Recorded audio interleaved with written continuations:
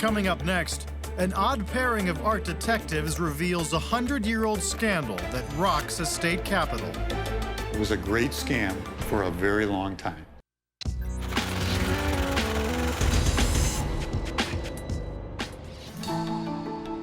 Imagine a famous painting, part of a prized collection. But what if it's nothing more than a fake?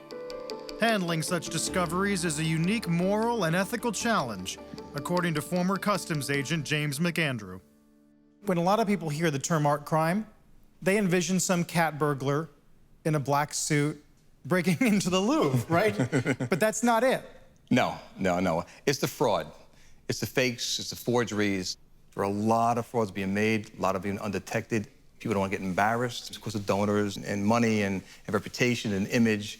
They don't want to, touch that at all. Yeah, it's a tough conversation. Very tough conversation. In an industry that has pride. Regardless of who you are. Yeah. Private collector, private dealer, auction house, institute, anybody. University collection, for example. No one wants the adverse publicity. That includes James Cornelius, curator of the Abraham Lincoln Museum in Springfield, Illinois, who recently made a startling discovery in his collection. When it's sold fraudulently, there's intent to deceive. That's not a joke, that is a crime. And what happened in this case was clearly a crime. In 2011, Cornelius hired Barry Bauman, an art conservator, to restore one of the most famous paintings in the state's collection, a portrait of Mary Todd Lincoln, wife of the nation's 16th president, thought to have been painted in 1864. It was painted by Francis B. Carpenter. He is quite well known as the artist who painted Lincoln reading the Emancipation Proclamation. And that huge painting now hangs in the Capitol building in Washington, D.C. The portrait first appeared publicly in 1929 when it was displayed in a New York art gallery. At the time, it belonged to the family of a vaudeville performer turned art collector named Lou Bloom. He was an acrobat, dancer, and clown in the circus. He was a manager of a bar. He was all over. The story went that Mary Todd Lincoln had commissioned Francis Carpenter to paint her portrait as a surprise for the president. Lou Bloom even had proof. Well, there was an affidavit attached to the back of the picture when it was sold by the Milch Galleries in New York in 1929. And the affidavit was notarized and attested to, and it gave credibility to the seemingly provenance of the picture. The president's granddaughter bought the painting from the gallery in 1929. The Lincoln family eventually donated it to Illinois' Historical Library in 1976. The portrait was then hung in the governor's mansion with an appraised value of $400,000. We had no reason to doubt it because who gave us the painting? Who knows their mother in a painting better than the family itself? Barry Bauman is tasked with restoring the art to its former glory. The surface had dulled. There were structural problems to the painting. Some of the paint was cracking and lifting. When you work on a picture, your goal is to try to get back to as close as possible to the original artist's intent. An earlier restoration to the original canvas revealed that an image of the jewelry Mrs. Lincoln was wearing had been tampered with.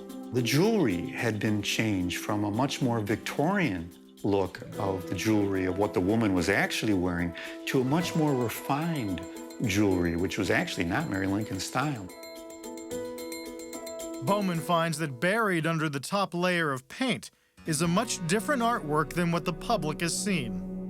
The most noticeable one was that the woman, Mary Lincoln, was wearing a large crucifix around her neck that had been painted over.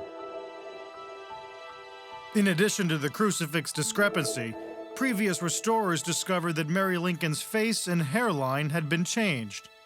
When Barry Bauman started his restoration in 2011, he found even more troubling clues. The surprise came, of course, when Barry started to remove layers of things that we didn't know were there. Under the microscope, I could see that the signature and date were on top of the varnish. Well, that told me that the signature and date were not part of the painting. They were added sometime later.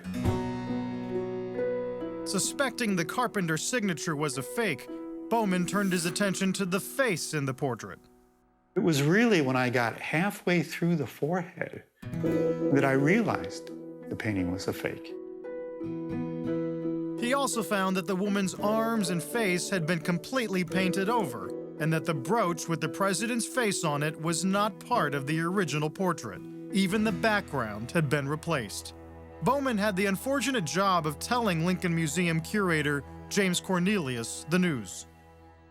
There was a long silence, finally broken by his epiphanous words, "It's not Mary Lincoln." And my reply, "James, not only is it not Mary Lincoln, it's not Francis Carpenter."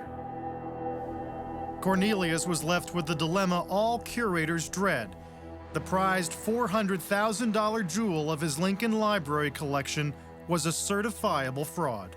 I really didn't have any thought at that point or later of asking Barry to conceal what he had found.